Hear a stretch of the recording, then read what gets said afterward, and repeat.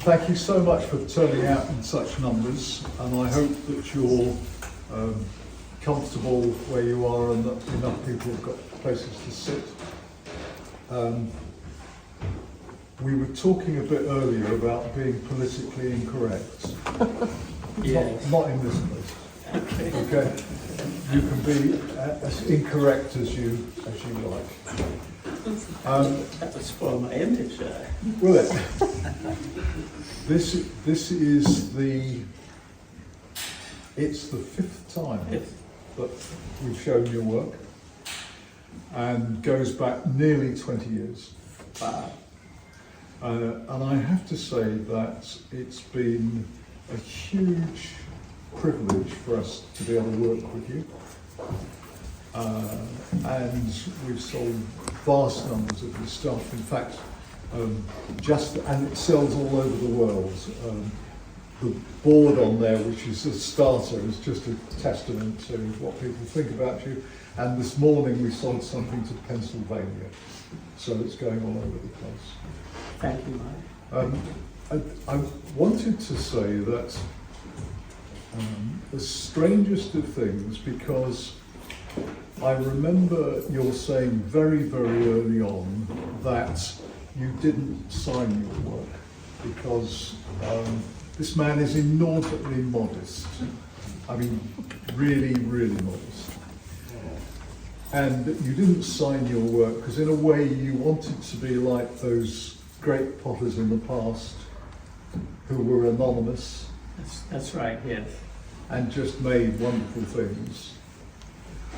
And the crazy thing now is that you are so well known worldwide that everyone at 100 paces knows that the pot is yours. Did you ever expect something like that was going to happen? No, I thought it would slightly backfire somehow. And originally I used to sign my work in 1971, 2 maybe. In fact, I met somebody today who had a couple from that period. And then I read The Unknown Craftsman, a book by Leach and Yanagi, on how the best pots are made by unknown people. If you go in a museum, there's nobody signing. So I thought that's what I'd do, I'd stop signing. That's really why I started. Also, at the time, there was 3 or 4 other potters helping me. And so they would make mugs, I would make mugs, but I didn't want to start putting names on different people, so it was just one pottery. So. Am I right to think that you started actually as a painter and not a potter? I started at Cardiff Art School when I was about 16, not knowing much about art or anything. In fact, my art master got me to go to art school just because I happened to be good at drawing. And, so I arrived at Cardiff Art School for about 4 years, doing painting and life drawing, the whole thing.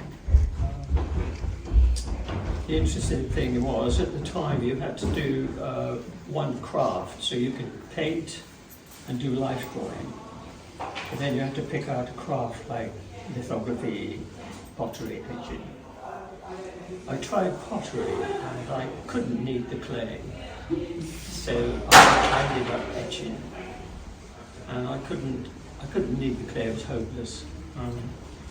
But after I'd started my pottery, this was like in 1971 or 2, I was come down the path, but the pottery teacher from Cardiff Art School. And he said, "Oh, hello, Clive." And it was so odd that I couldn't get into pottery at art school, but there I was with a pottery. It's quite weird. And do you still paint at all? I do, actually. Not so much as I'd like. But during lockdown, I did quite a few more. But I tried to escape into my loft and try to do something. And there's a wonderful sense of painting on many of these pots. I think probably that initial training made me unafraid to mark things. So I think that's why. And who were you influenced by early on in terms of potters? I gradually got to know, obviously, the Leech Cardew connection and potters from Japan. Did you like Leech? Yeah, I thought at the time he was quite interesting because he could paint, draw, make pots, raku pots, porcelain pots. He could write books. It's quite amazing, really. And of course, his book, the Potter's Book, was very influential at the time. So I started off, with the Oriental view of pot. And what took you to this?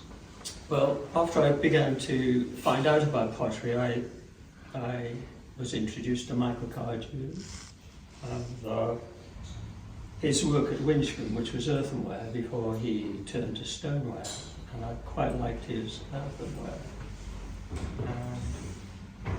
And after working with Michael Leach for 4 years, and at Branham Pottery for another year, I suddenly decided I wanted to do earthenware, because it was local to North Devon. Nobody was doing it much anyway. Also, I couldn't hold Japanese brushes. There was too little calligraphy. Right. Would you like me to talk about my early Yes. training? Yes. Well, I did a 4-year apprenticeship with Michael Leach, mainly accidentally because my first wife was Michael Leach's daughter. So I was introduced to pottery through that. So, and I ended up doing a 4-year apprenticeship with father-in-law, which was quite rigorous, really. I missed the description by a year. Was that an old-fashioned apprenticeship? It was, yeah, it was actually, yeah. As I say, I missed conscription by about a year. My brother went in the RAF. But I reckon going to the discipline of pottery was my, I needed discipline. So Michael Leach taught me how to make pots, glaze pots, make clay, pack parcels, polish the floor, stuff like that. And so by the end of it, I was capable in all the areas needed to be a potter. So I was always grateful for that.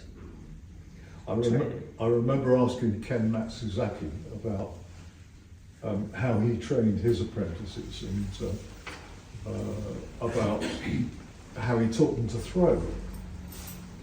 And he said, throw? And I said, yes. He said, no. I said, well, what do they do? And he said, knead clay, massage, sweep floor. That's it. And that's it. And wash. Yeah. It's incredible, really. Yes. But I think that happened here. I think in the days when potters had an apprentice to turn the wheel, by the end of 7 years, the boy could make a pot by just watching the master. So Yes. it's quite interesting, that. I have to say, we have one of the arms of this crazy shop that we have here is we are printmakers. Just down the road in Corby, we have an atelier where we make most of the urban art that you see in this country, not Banksy, but most of the rest of it. And we have a master printer who's been at it for 40 odd years. And we have tried to get people with degrees who come out of art school with degrees in printmaking, and they've been useless. And the only thing we've managed is actually to find people who just fancy trying something and have had old-fashioned apprenticeships just standing next to our master printer, Right. just watching and helping and cleaning. Yeah. And I'm quite certain that that's the way to learn, that hands-on. Hands-on. Yeah. Yeah, I love watching the odd cookery program where you get the pizza maker going like making those anything skillful Yes. like that. Yeah, so after I left my college, I worked for a pottery called Brennan's Pottery in North Devon. And that was interesting because they had a different take on pottery, because in Michael Leach's small studio, you were just making small pots, maybe 100 a week. But when I went to the flower pot factory, we were expected to make, well, my record was 150 quart jugs in a day. Good. That's that size. I was thinking, wow, that's incredible, really. And the training for that was so good for me. And they showed me how to make large pots as well, because there's different techniques with larger pieces of clay. So I spent a year there with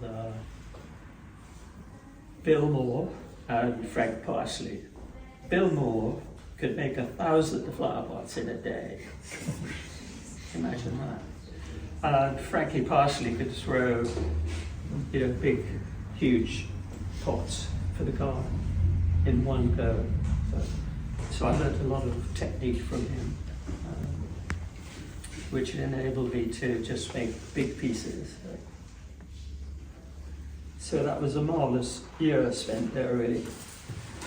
Clock it in the morning, 8 o'clock, put the ticket in there, and then 5 o'clock, exhausted. And have you taught another generation in that way? Yeah, yes, I guess there are two of my early apprentices, Dylan and Jane, and I forget how many over the years.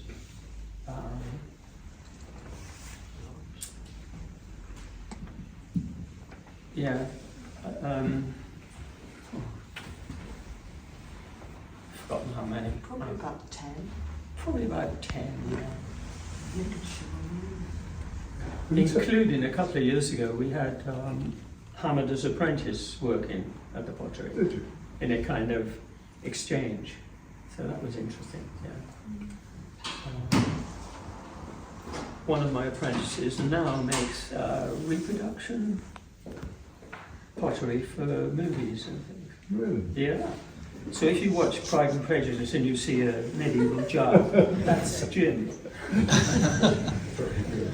When did you first go to Japan? Probably 2000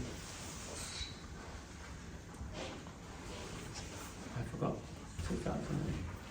In your wonderful catalogue. And you're really fated in Japan, aren't you? Yeah, they seem to like slipway. Yeah. I think I've just sent out an exhibition last week, and I sent out one in the autumn, so they keep wanting more English slipway. I think you're being really modest about what you feel actually in Japan. I'm not sure that I can think of another potter who's actually managed to do what you've done But with the Japanese market. that's nice. It's quite interesting because you could cycle around in Japan and go into for a cup of coffee somewhere, and they look at you and say, "Oh, you're English" or whatever, and they find out my name and they go, "Ah, Bowen-san."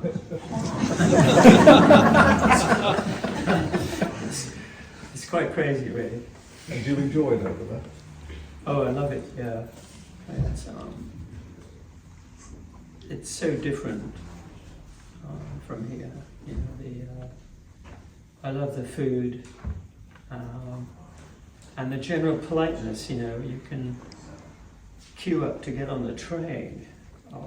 People will consider you in every aspect. They'll open doors for you, and I don't know, it's so polite. It's like us in the 50s, maybe, when I used to open doors for people. Yes.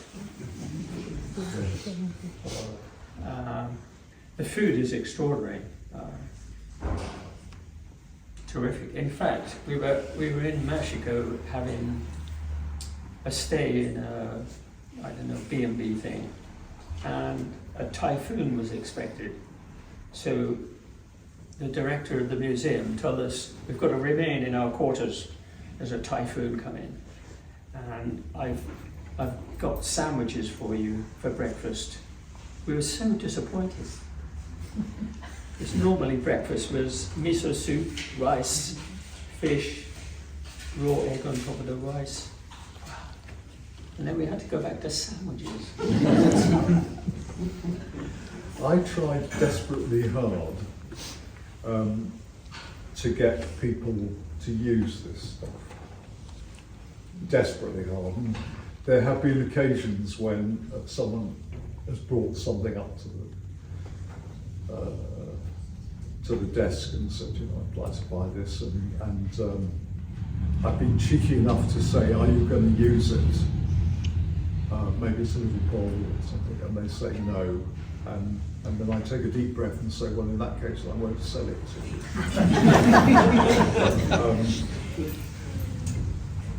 And usually they end up buying it, but do you have a view, or don't you care?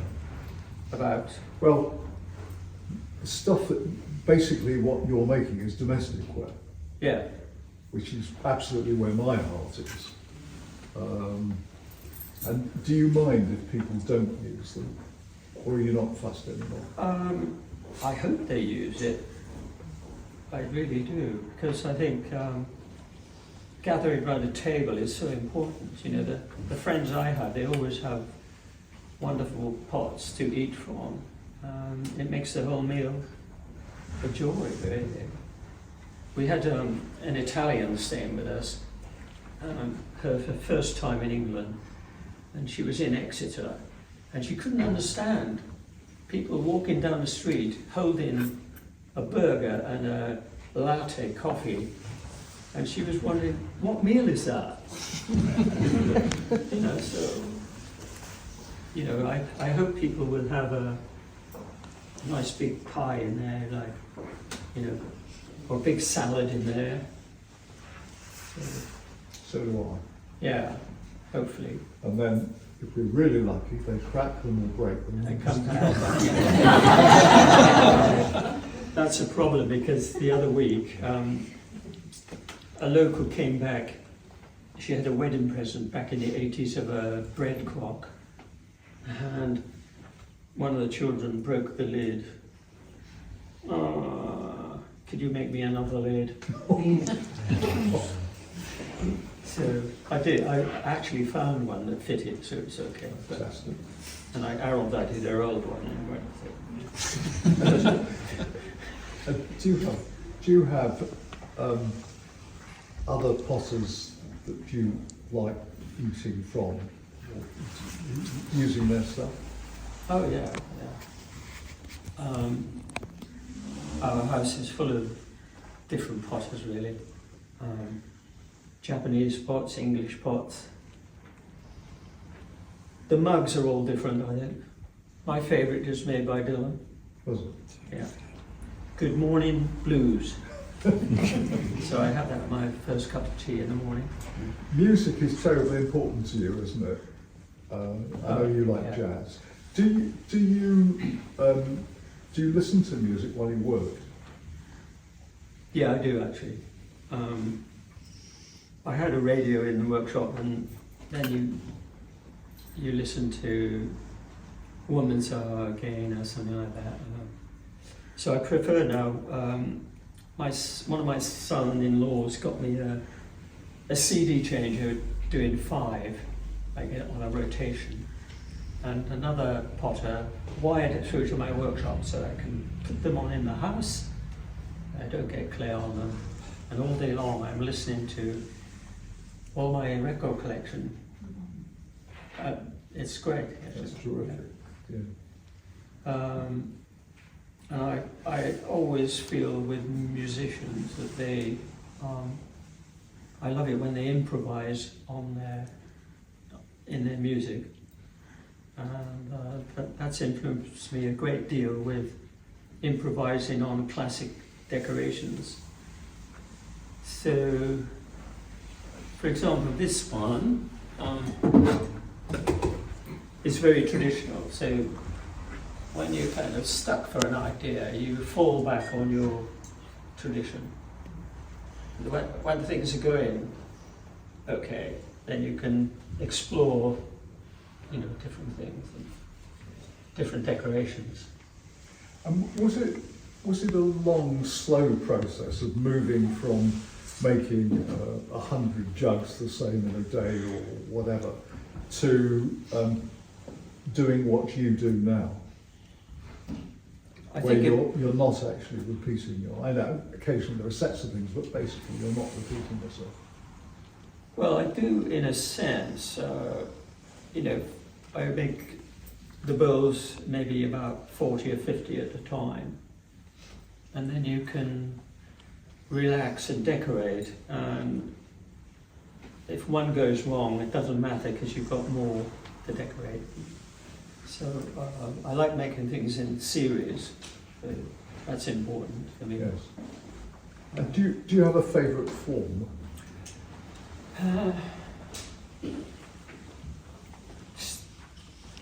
Storage jars, jugs. I don't mind most things actually, but I love the idea of containing chocolate inside the pot.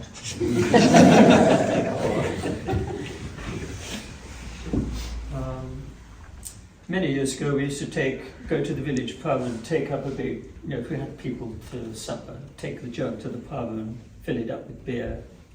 That was quite nice to do. We seem to be at a strange time with ceramics in the UK. I'm thinking about domestic ware because I have a wonderful prejudice against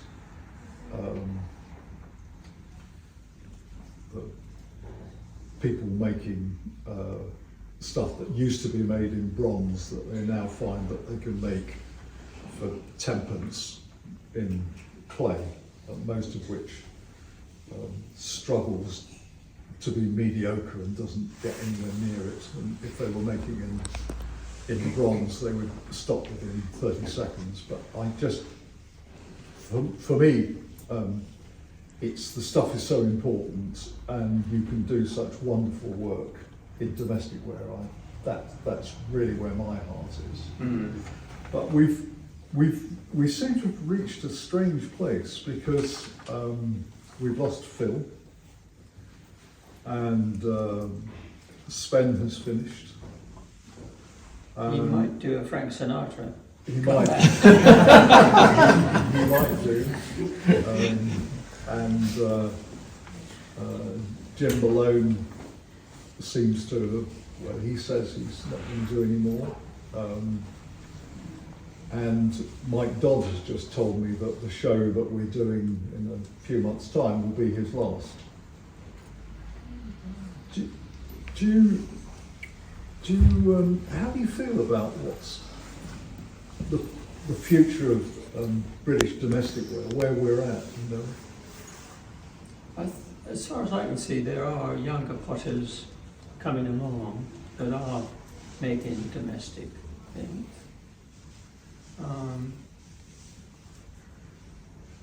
So I feel there are going to be some people making domestic ware. Yes. I think so. Yes. My friend Charlie Collier there is making domestic ware, terrific stuff. And he's quite young, aren't you, Charlie? I think. Youngish, yeah.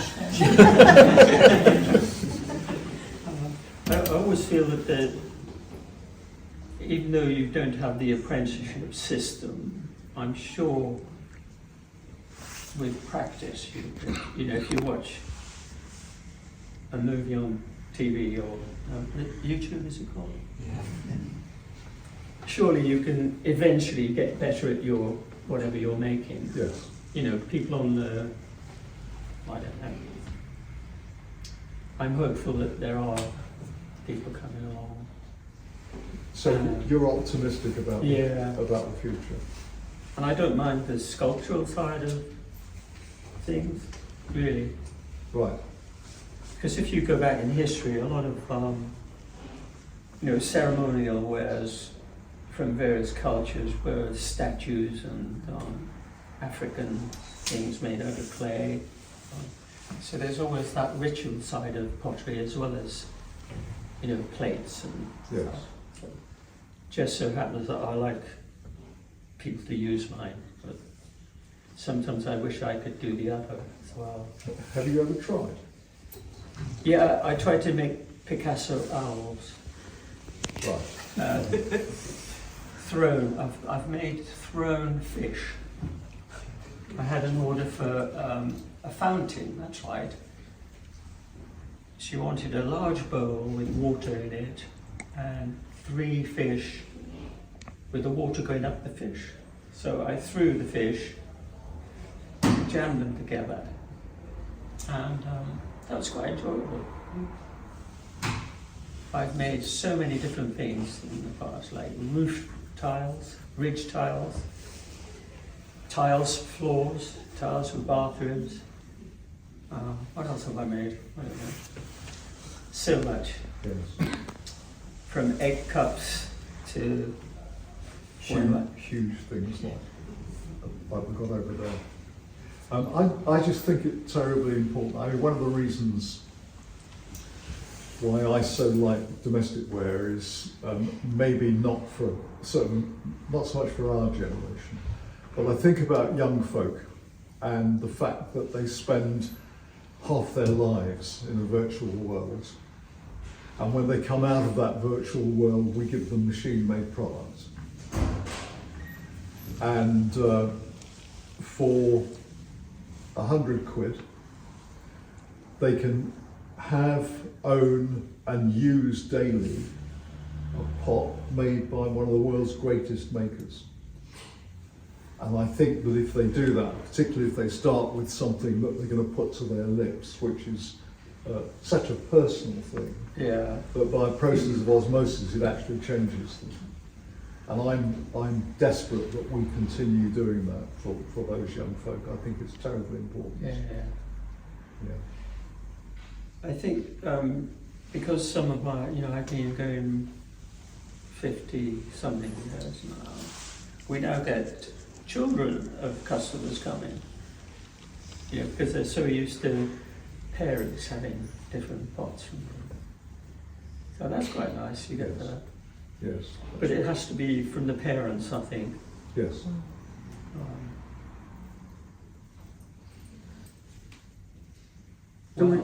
Questions or something like that. Do we have, we perhaps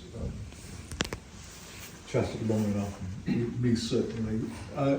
Does anyone have anything that they would like to ask Clive? I've got a question. I'm interested in how selling work has changed from like when you first started Of course, yeah. to now. Yes, well, it's so great that we have Mike selling pots here, but in the beginning I remember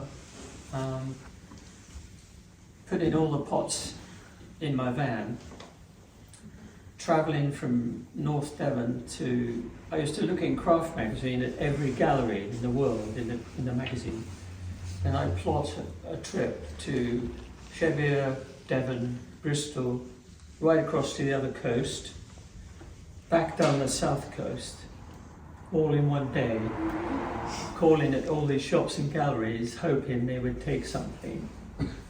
Very often they would. And I'd make more pots and look in the magazine and drive off round. Come down the motorway late at night, opening the window in case I would fall into sleep. It was hard work, I did. Now you sell it on the internet.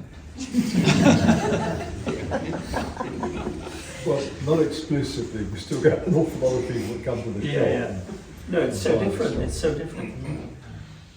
And we used to go to all the craft fairs. But in the end, I forget when we stopped going, actually.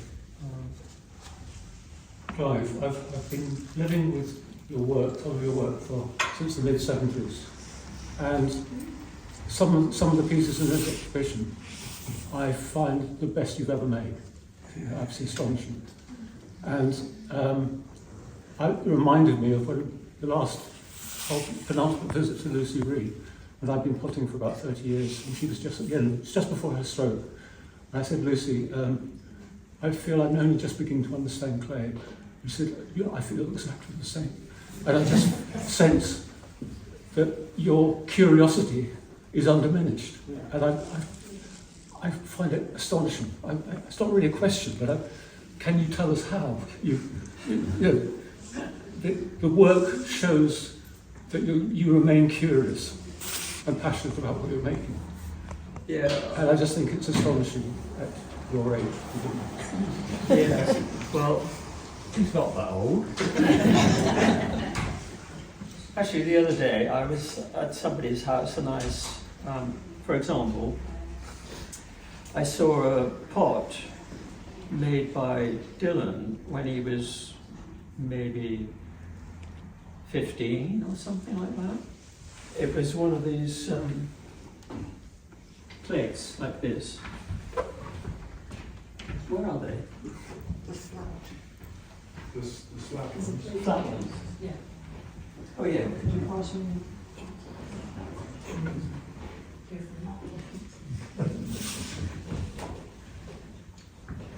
Yes, do you remember it, Dylan? Maybe. Yeah.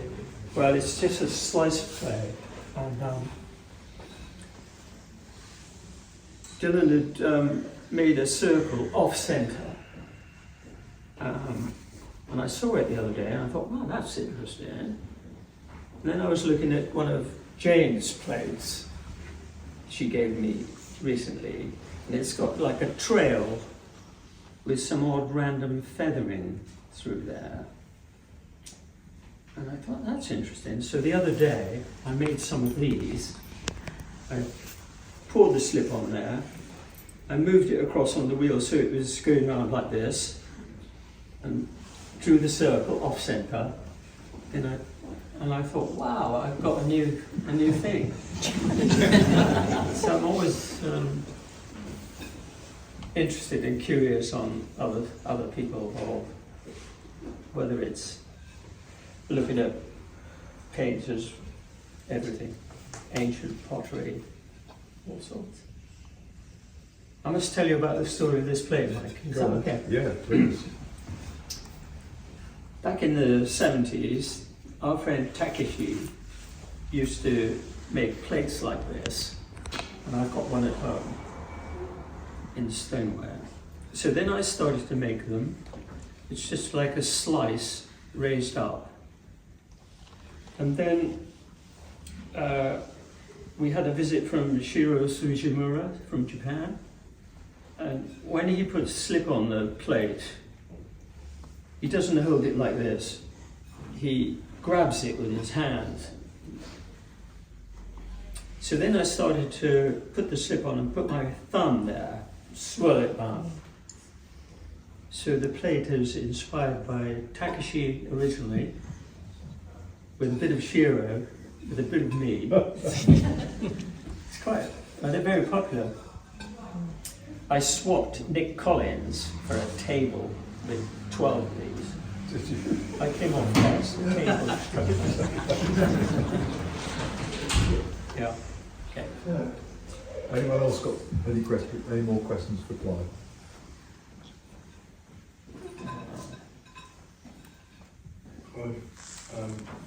Could you talk about originality and being Potter and the trials and tribulations, bringing originality into the table?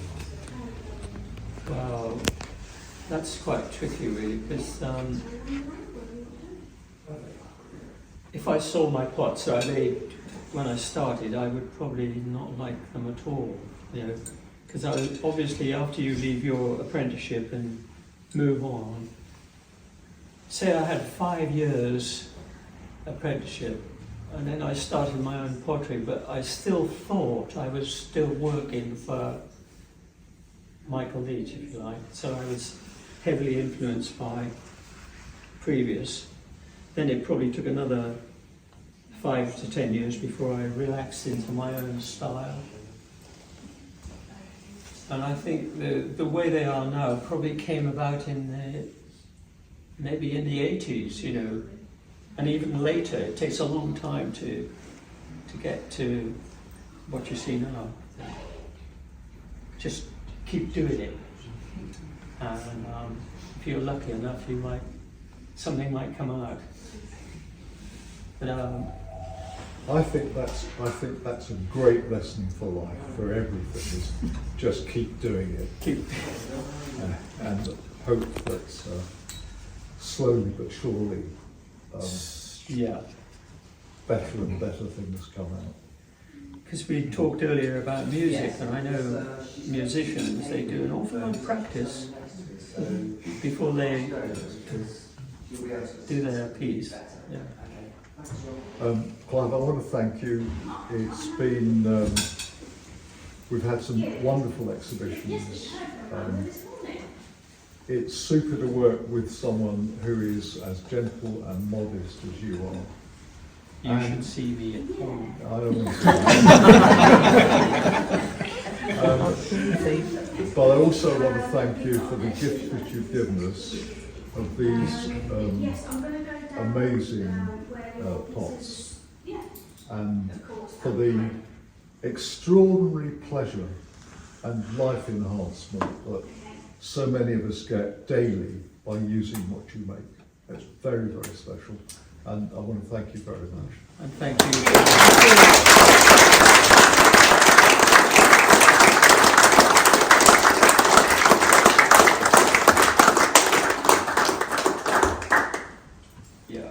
You know, I was telling Sebastian, I think, or somebody, that I was going to subtitle the exhibition with music in mind, like the Rolling Stones, this could be the last time.